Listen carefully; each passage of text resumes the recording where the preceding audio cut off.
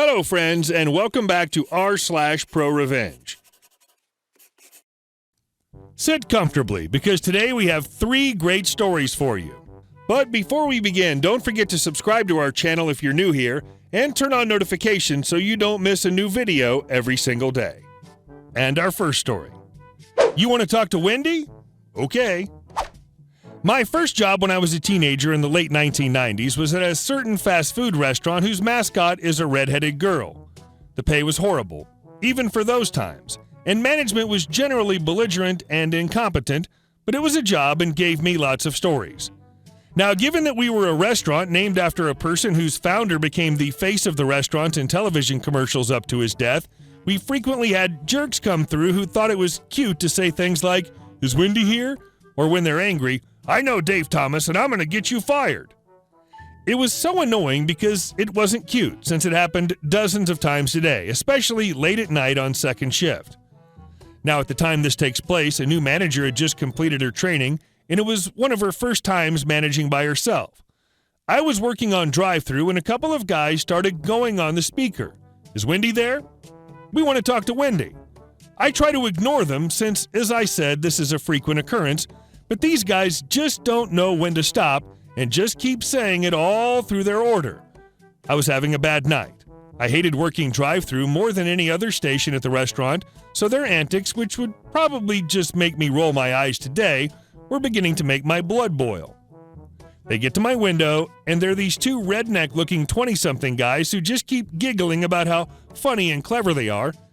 I really don't think they were high or drunk given their demeanor.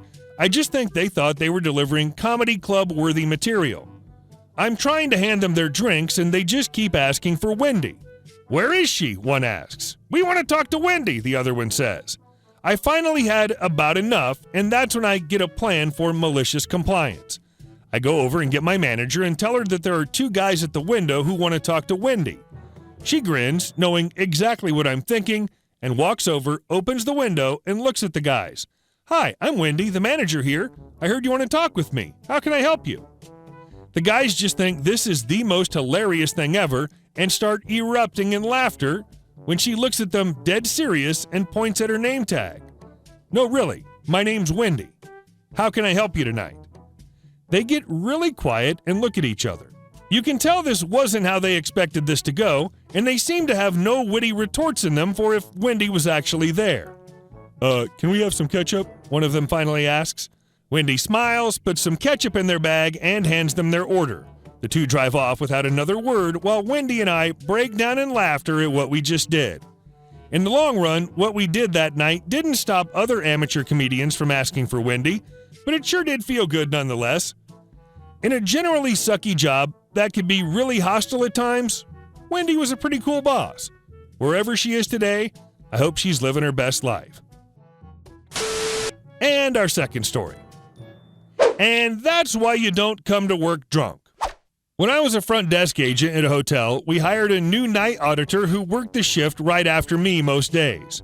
I'd been asked to stay 1 hour later, basically overlapping our shifts for a week or 2 to help her get a grasp on some of the basic stuff that she might have forgotten during her training.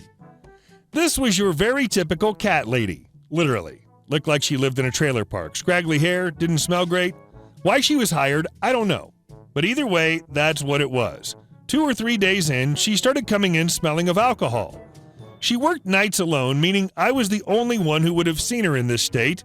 The first 2 times, I didn't really say anything. I didn't know her well or her situation, but I kept an eye out because she seemed lazy and incompetent. She was also just a rude lady in general, but wasn't nice to guests. Or me.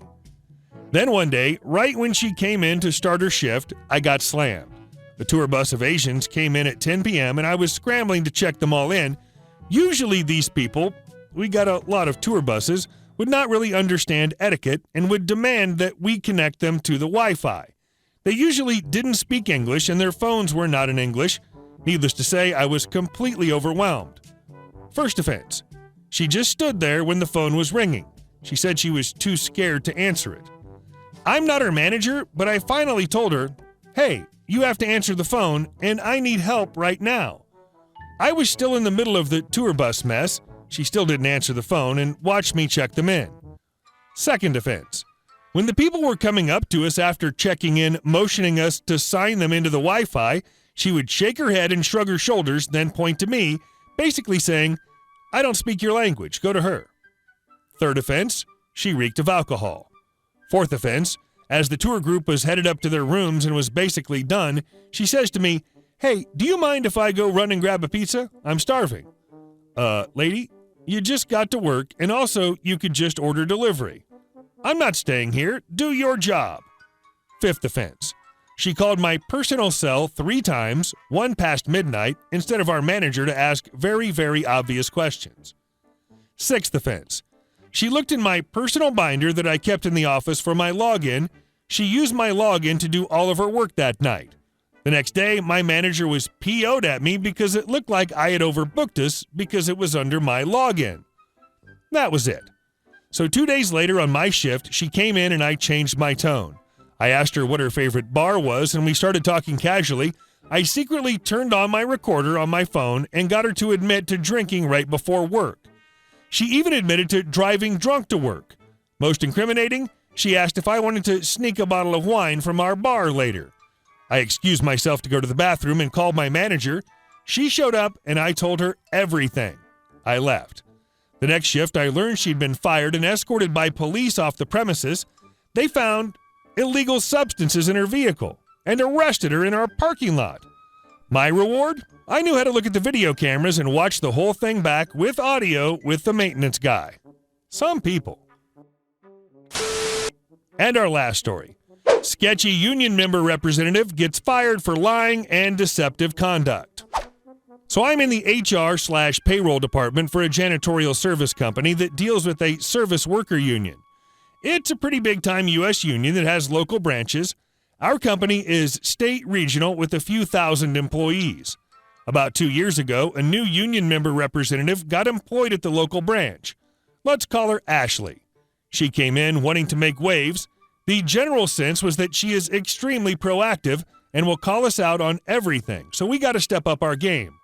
At first, she was very communicative with the employees and members. Nothing wrong with this. It did cause an initial surge in employees complaining to us. Some had merit, others did not. Since the union contract is worded kind of funky, I don't blame a person for misreading it. Besides, our policy is to just straight up read from it if an employee does not agree with something. Still, we try to be reasonable without showing favoritism. Some days I would have to talk to employee after employee about what Ashley said during the recent union member meeting was BS. No, you do not have 7 days of sick day. You just used up 7. She was literally giving us more work to cause office inefficiency so things can slip through the cracks. Whatever. As long as I do my work perfectly, we should be fine. Something that became popular since Ashley started working was union leave assignments. A union employee, plural at times, would be excused from work for weeks. The motion would be brought up by Ashley with employees volunteering to be picked and our company approving or denying the motion. I dubbed these employees as the volunteers. Since it was damned if we do, damned if we don't, we would just play the nice guy card and approve every single one.